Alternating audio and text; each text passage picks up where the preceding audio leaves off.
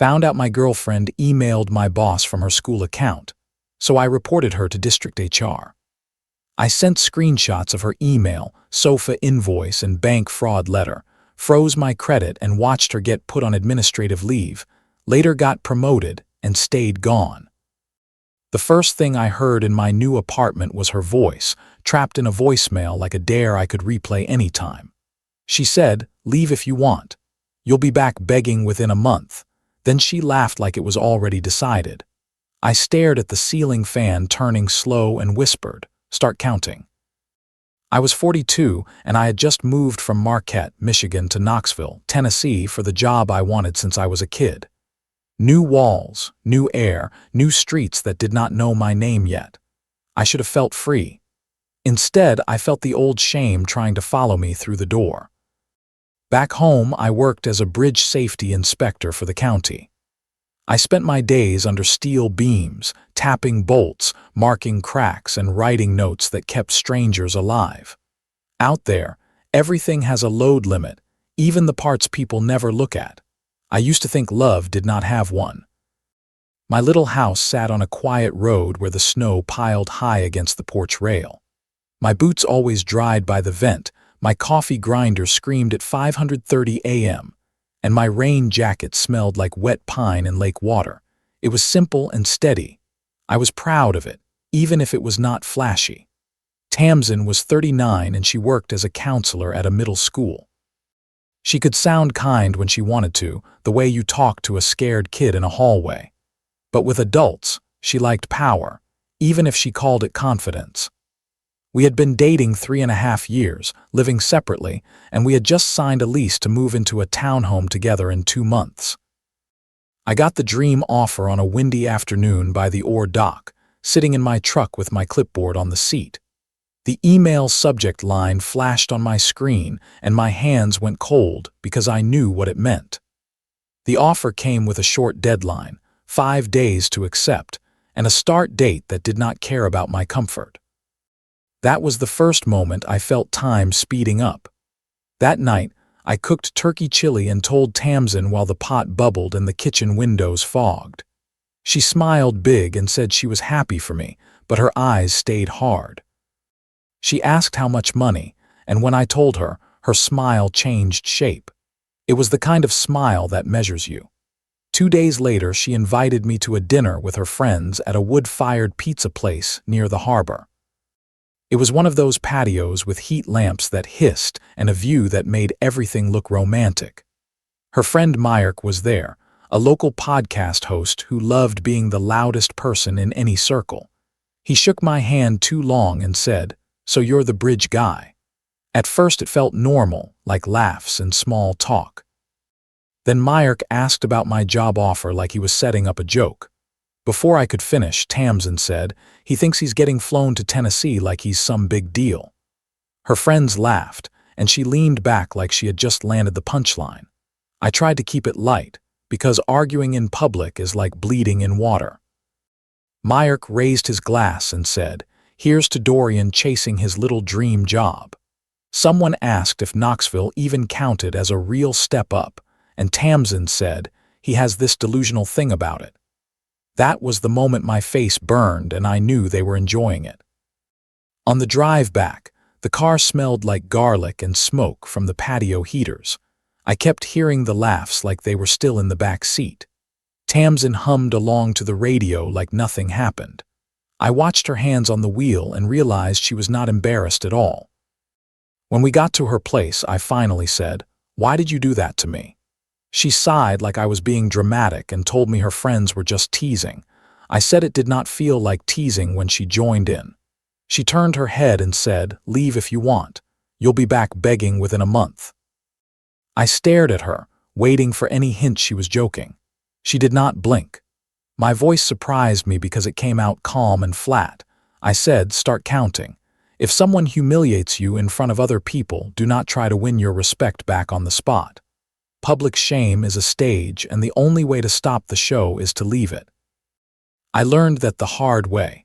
I went home and slept in my own bed with my phone on the nightstand like it was a timer. The next morning, I signed the offer paperwork. The pay was almost triple what I made at the county, and the title came with real authority. I kept thinking about the load limit again, the way one bad crack can grow if you ignore it. That dinner was not a crack, it was a warning sign painted bright. There was a practical problem, too, and it had teeth. Tamsin and I had signed that townhome lease, and the deposit was already paid. The property manager said if we backed out, the penalty would be brutal unless both tenants signed a release fast. Time pressure is how messy people trap you. I packed my things in 2 weeks. The house felt smaller with boxes stacked by the hallway and tape stuck to my fingers. I mailed my change of address, turned off auto pay on anything that was not mine, and took photos of every document. Advice number 2 is simple. If you are untangling a life, keep clean records, because feelings do not hold up when money gets involved. My temporary place in Knoxville was a rented room in an old house near 4th and Gill. The hallway smelled like old wood and lemon cleaner, and the floors creaked like they were talking back. I could hear a freight train at night, low and steady, like a long breath. It was not home yet, but it was mine. My new workplace was a field office that ran infrastructure projects across 3 states. It smelled like printer toner, wet concrete, and burnt coffee, and the walls were lined with maps. On my first day, I put on a hard hat and walked a job site where the ground shook with equipment. I told myself I was not here to prove her wrong. I was here because this was my dream. 3 weeks in, my boss mentioned an early leadership track if I kept delivering. That should have been the happiest sentence of my life. Instead, I felt my stomach drop because I knew success has a way of waking up people who liked you smaller. I did not know she was already reaching for me from 2 states away. Her call came on a Tuesday evening, right after I finished a long site walk. My phone buzzed and her name lit up the screen like a flare. I answered because part of me still wanted closure. Her voice was soft, almost sweet, like she was testing a new mask. She said she missed me and that the apartment felt empty without my things. She said her friends asked about me and she defended me, like I owed her credit for that. I waited for the apology that should have come first. When I asked her why she humiliated me, her tone snapped sharp, like a rubber band breaking. That was confrontation too, and it was worse because she acted like I was the problem. She said I was too sensitive and that I made her look bad by leaving. She said my dream job was lucky, not earned, and I was punishing her for one dinner. Then she laughed again and said, "Don't tell me you're still counting days." The next morning my boss called me into his office. He did not look angry, just careful, like he was handling something fragile. He turned his screen toward me and showed an email. The subject line read, "Concern about your new hire." It was from Tamsin, and she sent it from her school district email. She wrote that I was unstable, that I abandoned her, and that I should not be trusted around sensitive projects. She tried to dress it up as concern, but it was poison with polite words. My boss asked one question: "Is any of this true?" My throat went dry, but I told him the truth. I said we broke up after she humiliated me, and now she was trying to pull me back by pushing me down. He nodded, and I could tell he believed me, but belief is not the same as safety. He said, "Handle it fast because we can't have noise around you right now." That night I played her old voicemail again, the one where she told me I would be back begging. I listened to the confidence in her voice, like she had a leash tied to my pride. That was my mini hook to myself. If she was willing to email my employer, what else was she willing to do? 2 days later, the money proof hit. I got an invoice screenshot in the shared email account we used for bills, the one I had forgotten still forwarded to my phone. It was from a furniture store in Marquette, and it showed a large sectional sofa charged to my saved card. The delivery address was her apartment. I called the store and canceled it, then removed my payment method from the account. I did not scream, and I did not write a long, angry text. Advice number 3 is this: when someone is baiting you, keep your moves boring and legal, because boring wins later. She texted me an hour after the cancellation. She wrote, Why did you embarrass me like that?" and added a sad face like she was the victim. When I asked why she used my card, she said it was an accident and I was being cruel. She was sweet again for 2 messages, then sharp on the third when I did not fold. It was like watching someone switch gears without touching the wheel. Then the location proof showed up, and it made my skin crawl. I checked the shared calendar we used to track lease dates and found a new entry she had added. It said, "Knoxville weekend. Talk sense into him." Under it was a hotel reservation number and a note that read, "Don't let him think he won." I did not need to guess what that meant. She planned to show up, corner me, and turn my new life into a stage again. I took screenshots, removed her access, and changed every password connected to anything shared. I also emailed the property manager back home and said I would not sign any lease release until everything was documented. That is when I decided I needed a lawyer, not for drama, but for guardrails. I met an older attorney late at night at a tiny all-night diner near the Knoxville bus station. The booth vinyl was cracked, the coffee tasted burnt, and the air smelled like bleach and frying oil. He listened without flinching, like he had heard every version of this story. He told me to stop taking her calls and switch to one written channel. He told me to freeze my credit and to keep a folder with dates, screenshots, and receipts. He also told me not to threaten her, not to insult her, and not to try to teach her a lesson. He said, "You already left. Now make sure you stay gone." The big twist arrived in my mailbox 3 days later. It was a bank fraud letter, forwarded from my old address to my new one. It said someone attempted to open a line of credit in my name and the application triggered a verification hold. The letter included a phone number used on the application. It was Tamsin's number. I stared at it until my eyes hurt. Suddenly my new job, my background checks, my leadership track, all of it felt like it had a load limit too, and she was pushing it. I called the bank and spent an hour answering questions that made me feel dirty, even though I did nothing wrong. The fraud specialist told me the application used my personal information and an email address I did not recognize. She said the call log showed someone tried twice after getting denied. She asked if I wanted to file a formal report, and my voice shook when I said yes.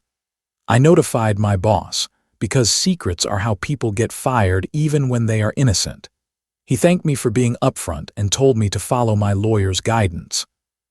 He also told me something that stuck. Character is not what you say, it's what you document. Then I did the only thing that made sense. I sent a calm email to the school district's HR address because she had used her district account to contact my employer. I attached the screenshots of her email, the furniture invoice, the calendar entry, and the bank fraud letter. I wrote one sentence at the end. "I am requesting that this behavior be addressed through your policies." The authority response came faster than I expected.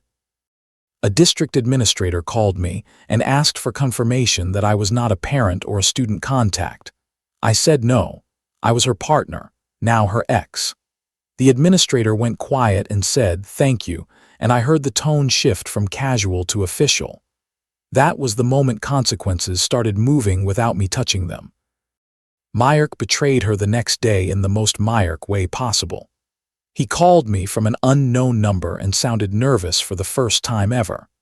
He said Tamsin was calling everyone, crying, saying I was ruining her life, and he did not want his name tied to it.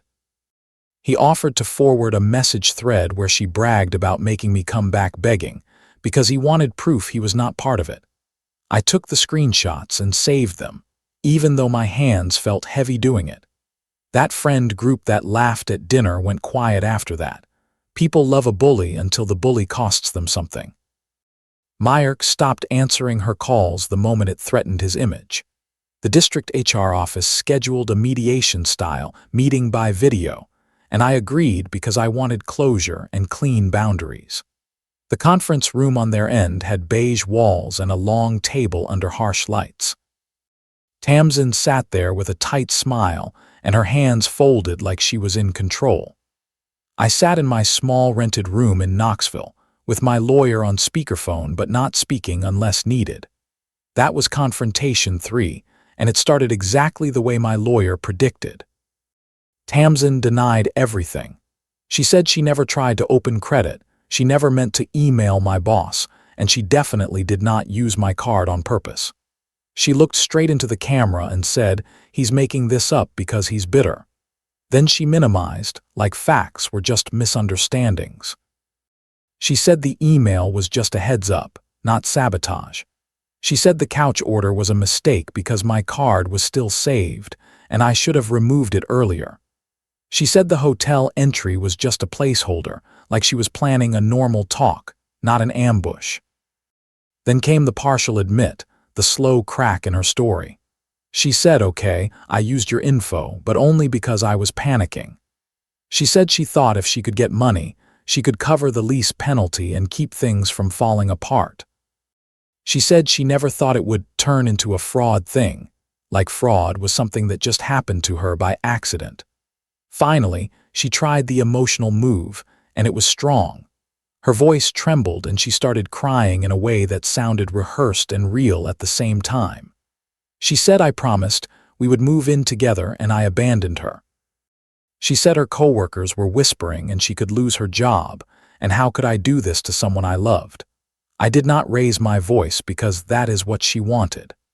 I said she humiliated me, she tried to wreck my job, she spent my money, and she used my identity. I said leaving was not cruelty, it was survival. Then I said the line that ended it for me. Love does not live past the load limit of disrespect.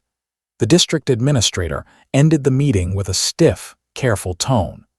She said the district was placing Tamsin on administrative leave pending review of misconduct and misuse of district resources. Tamsin's face went blank for half a second before she forced another tear. She stared at the camera like she wanted to burn me through the screen. Back in Marquette, the social part of her life collapsed in small, silent ways. Friends stopped inviting her out because nobody wanted to be tied to the mess. Meyer quietly removed old posts with her in them and acted like he barely knew her. The same people who laughed at me now talked about her like she was dangerous. In Knoxville, my life kept moving, and that was the strangest victory. I kept showing up, doing the work, reading plans, walking sites, and taking notes. My boss put me on a critical bridge rehab project and told me he trusted my judgment. Every time stress hit, I reminded myself that even steel needs limits, and so do I. 6 months later, I was promoted into a role that covered multiple counties. The money was real, but the peace was worth more. I bought a small condo with a balcony that faced trees instead of parking lots. I did not do it to prove anything, but I knew somewhere she was counting too. I met Nomi at a community volunteer day along the river, where people planted young trees and hauled trash bags out of the brush. She was 40 and worked as a horticulture coordinator for the city parks department. She spoke in calm, direct sentences, and when she laughed, it was never at anyone. The first time I told her what happened, she did not ask what I did to cause it. With Nomi, respect was not a prize, it was the starting point. We cooked simple meals, walked trails after work, and talked about the future like it was something we could build without fear. I told her my job taught me one thing over and over. If you ignore small damage, it becomes a collapse. She squeezed my hand and said, "Then we won't ignore it." A year after the move, a handwritten letter showed up at my office with my name spelled perfectly. The envelope smelled like the same floral hand lotion Tamsin used. The return address was her sister's house, not hers. My chest tightened, because some people never stop testing the doors you closed. I took the letter home and set it on the counter without opening it. Nomi watched me for a moment and asked what I needed. I told her I needed one more boundary, one more choice that was mine. We went to a quiet park by the water, ate sandwiches on a bench, and listened to the wind in the trees. When my phone buzzed later that night, I did not jump. I looked at the letter on the counter and felt something settle in me. Maybe she wrote an apology, maybe she wrote another threat, maybe she wrote a new story where she was the victim again. All I knew was this. I was done living under her count. Thank you so much for watching the video. Don't forget to like and subscribe the channel.